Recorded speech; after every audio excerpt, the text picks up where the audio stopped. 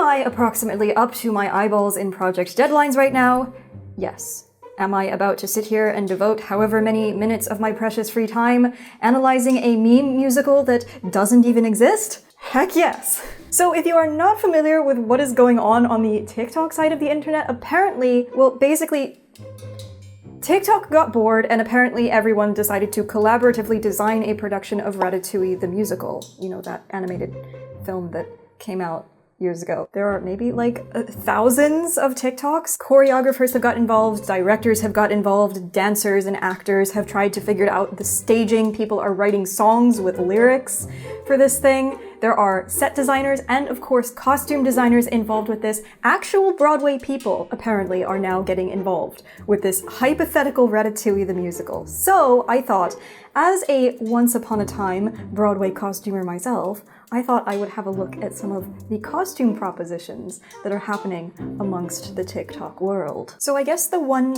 major sort of question mark I have as to the whole Ratatouille the musical happenings right now is, as this is obviously a collective effort, there is no one director, so we're not really sure in what creative direction this musical is going. There have been several propositions put forth, whether or not people are in rat costumes, whether or not it's puppetry, or whether it's more devised and people are in street clothes that sort of emulate the rat aesthetic. So I think there are a flavor of different things happening. I will have a look at many different options. I have been compiled a list by actual TikTok expert, my sibling Cecil the Fawn, because I am very much not an expert in TikTok, unfortunately, but apparently these are some of the costume highlights. So let us have a look at TikTok number 1. So this one is definitely really interesting. It reminds me a little bit of The Lion King, because obviously Lion King is all animals, and I think the way that they adapted that for stage is completely brilliant, because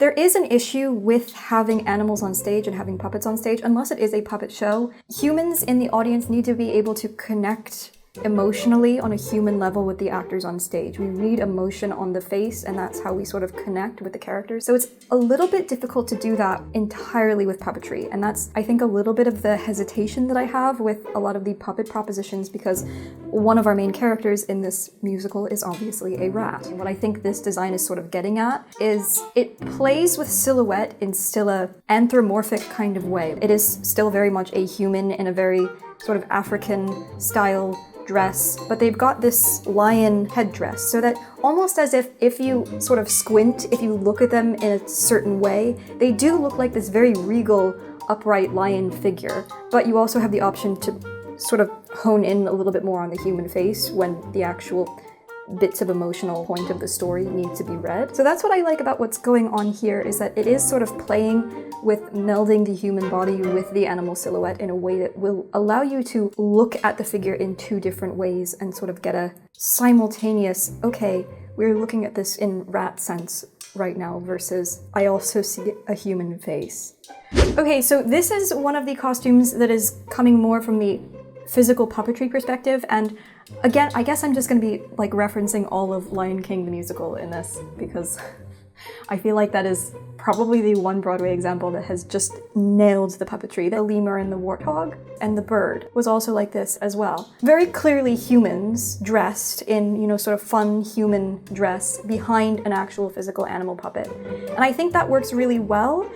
But it works really well for these side characters, because you don't have to look at them for the entire show. You don't have to form any sort of emotional bond with them. So I'm not sure that this would work as well for the main character of the rat, although I'm not sure if this is the main rat or if this is one of the supporting rats.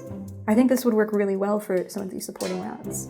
Okay, so this TikTok is talking about the chef uniform costumes and how to differentiate the main chef from the other chefs. They're talking a lot about subtle color changes, switching the buttons from one side to the next. Within the philosophy of costume design, there are two different paths. You can approach it from the path of, I'm designing costumes for a play, but I don't think that's as effective as approaching it from the path of, we are compiling clothes for people. I think the latter path is what makes costumes more real and more believable in a more real-world sense. I a little bit disagree with some of the ideas of flipping the buttons and changing the color slightly of the chef's uniform so that it's different from the other chefs. I do agree there needs to be a way to differentiate the main chef, and that is difficult to do when everyone is in uniform. There are ways to do it though. What is proposed here goes a little bit against the intrinsic nature of what a uniform is. So if you think about this from the perspective of, okay, I am a real actual chef working in a restaurant.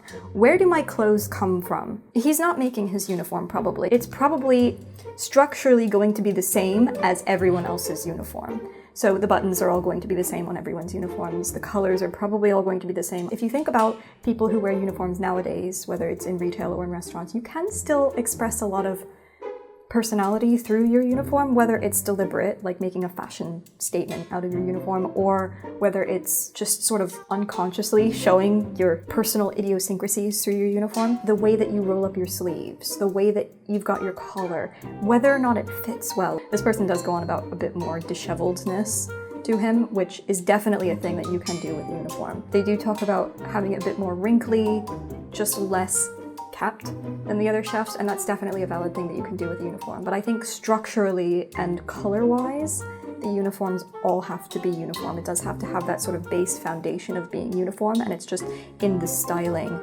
that these will differentiate one character from the next. They do also talk about shortening the trousers a bit so that the pants are flooded, which I think is a fantastic idea. I think he may provide his own pants as an employee. It would make sense that he just can't find trousers that fit him and he doesn't have the skill to tailor them himself.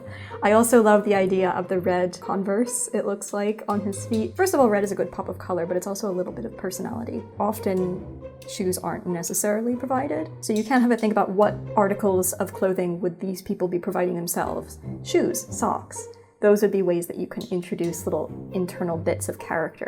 This is definitely a really clever design, but I see that this person has also labeled some of the materials of what this costume is made out of. So personally, I disagree with the presence of suede boots on the main character who potentially has to do a lot of dancing. Those will not last 8 shows a week for an extended period of time, unfortunately. The painted cotton is also a really nice touch for the trousers, I guess. There is a lot of hand painting that happens in Broadway costumes. Whether or not it's deliberately like a painted fabric, but sometimes often they'll go in and add paint just to add texture to existing fabrics and stuff. So it's a lot more common than we would think. However, I will say we just better hope that the choreography department of Ratatouille the musical don't have these rats doing knee slides, because knee slides plus hand painted cotton does not go well, and I know this from experience.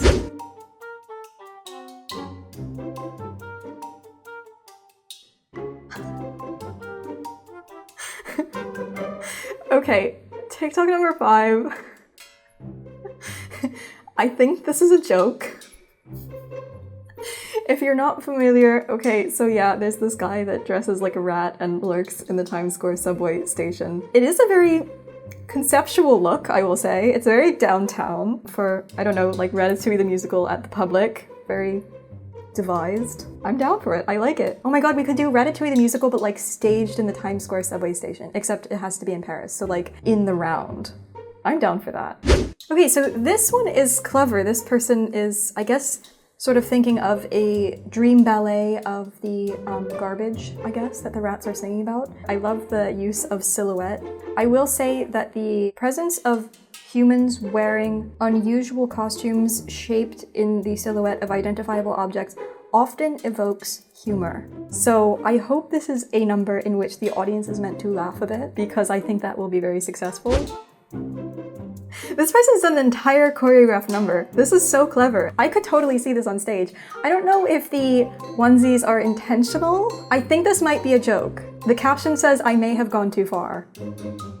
Again, it does the thing where like, if you squint and look at it from like a holistic, distant point of view, you can see, yeah, dancing rat, I do see that, but you also get the very human connection of it. This person is proposing to put the rats in very human clothes and just to sort of add a tail as a suggestion of a rat, which again, also a very plausible proposition for what the rat world kind of looks like. I do think there probably needs to be a way to distinguish the rat world from the human world, there is this unusual interacting between a rat and a human. So there does need to be some physical differentiation, probably a bit more than a tail, because when you do turn around, you may lose the tail a little bit. I like this one. This to me looks like the Disney theatrical version of Ratatouille the musical, in the way that there is a very clear ratness to it. I love the idea of having the ears incorporated into the hat. It's very clearly a human, but they've also got some like physical features of ratness. I'm kind of down for this. No, this one's terrible. I hate this one. This one's the worst. So I propose in the scenes where it's only rat characters that the rats could be wearing clothing that reflects their personality, which can also help humanize the rats to the audience. In scenes where the rats are interacting with humans, this could be done through rod puppetry and voiced by the rat's actor. We can also use projection techniques for when Remy is under the hat. This is really clever because the idea of having the human behind physical puppet thing with the supporting rat characters and then having the main rat humanized, they don't look like they're from the same world, and I feel like that's very important within costume design, is to make sure that the clothes feel like they're all part of the same world, telling specific parts of the story. But I think this is really clever. Again, there would have to be some really specific cues, visual cues, to suggest that this is the same character from the beginning of the rat world scene to the actual human world scene. It's going to be a little bit tricky to sort of integrate that. If you have a good director, you can definitely do it. I do like the idea of skewing the color palette for this rat a bit blue, and this is quite commonly done in theatrical design. We need to get the lighting designer in the room so that we can have a discussion about the lighting color palette and make sure that they all work with the costumes, because please don't hit us all with amber lights, please.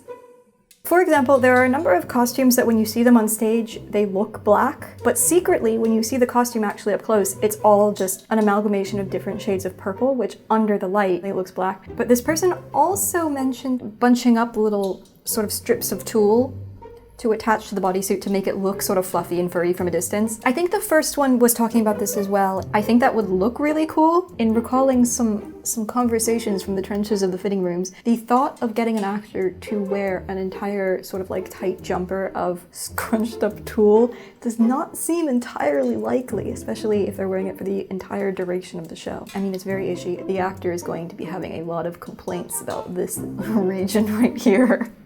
But I mean, hey, we costume designers do so often love torturing our actors for the sake of aesthetic.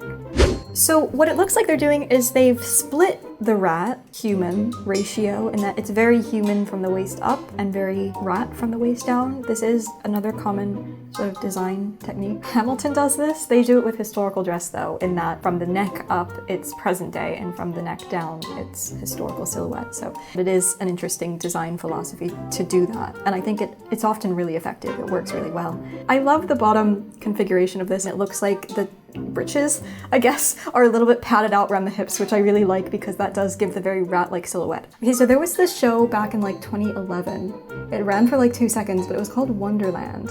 And it was basically a take on Alice in Wonderland, but the White Rabbit did this exactly. He definitely did not look like a human on stage, but like it was still very human. I think this will work really well.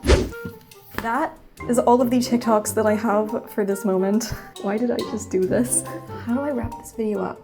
How does one like sum up a half an hour of a very busy day spent watching TikToks for a musical that doesn't exist? I don't know, but you just spent however many minutes long watching a video of me talking about TikToks. What are we all doing with our lives? You know what? I think this was a really good creative exercise for humanity to engage in. It's a wonderful community building technique, I guess. Let's all come together and make a musical. A lot of garbage has happened in 2020, but also a lot of just wonderful, wholesome stuff has happened in 2020, and I think this is one of them. So, well done, TikTok.